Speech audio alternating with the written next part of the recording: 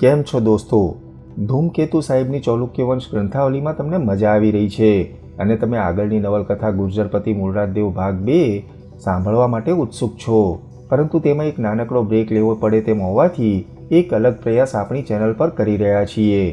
અત્યાર સુધી આપણી ચેનલ પર શ્રી ગુણવંતરાય આચાર્યની સાગર કથાઓ જ રજૂ થઈ છે, પરંતુ ગુણવંતરાય આચાર્યએ તેમના જમાનામાં કિશોર સાહસ કથાઓ અને રહસ્ય કથાઓ પણ લખી છે.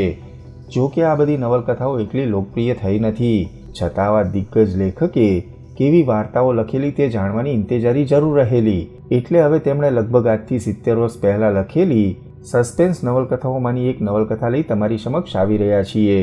નવલકથાનું નામ છે છેલ્લી સલામ. દરેક સસ્પેન્સ સ્ટોરીમાં એવું હોય કે એક ખૂન થાય અને તેનું ઇન્વેસ્ટિગેશન ચાલે. છેલ્લે તમે જેને ધાર્યો ન હોય તે ખૂની નીકળે. પરંતુ આ નવલકથામાં આચાર્ય સાહેબે એક અલગ જ પ્રયોગ કર્યો છે.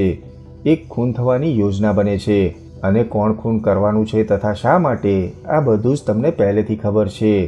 બસ ખૂન થયા બાદ તે આ બાદ છટકી જશે કે પકડાઈ જશે તે જ જાણવાનું બાકી છે.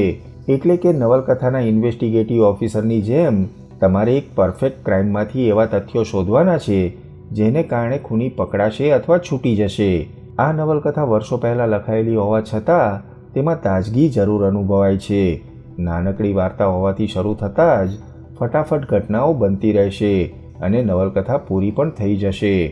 તો બસ આવતીકાલથી જ તૈયાર થઈ જાઓ છેલ્લી સલામ માટે.